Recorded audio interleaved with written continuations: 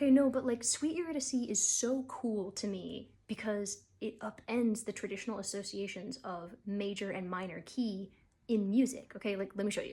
Okay, so Sweet Eurydice opens right at the gates of hell, which normally we would associate with something like a minor key, right? Something dark and depressing and mysterious and all that kind of stuff. But in fact, what we get is instead this jaunty little major key tune.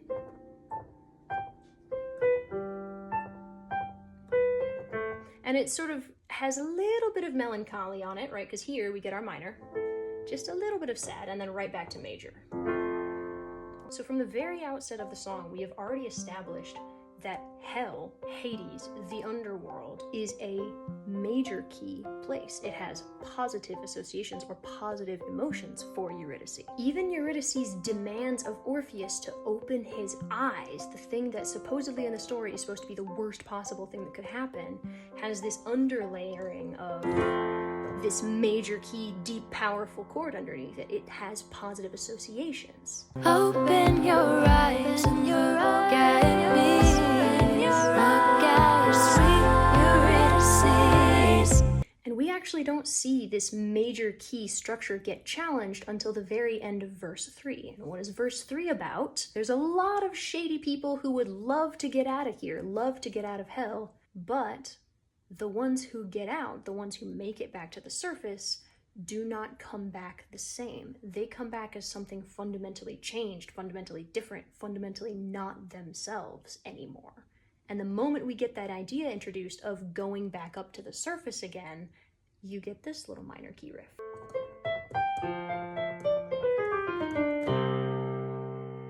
It doesn't stop there though, because what is happening at this moment is they are starting to climb their way up out of the underworld with Orpheus pulling Eurydice behind him, which we should expect then some kind of stepping upward of the bass line or something like that to suggest this upward motion. And instead what we get is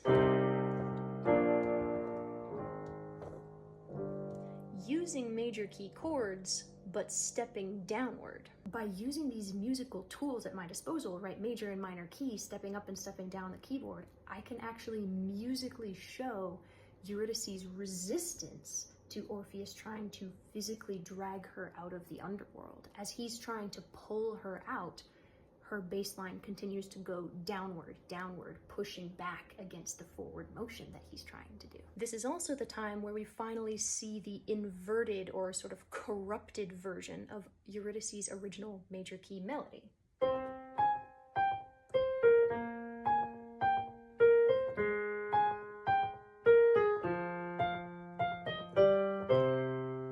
Because the closer she gets to the surface, the more of herself she's starting to lose. Now, I'm not going to tell you whether the song ends in major or minor key, but if you know your Greek mythology, I bet you could probably figure it out. Okay, thank you so much for listening. Bye.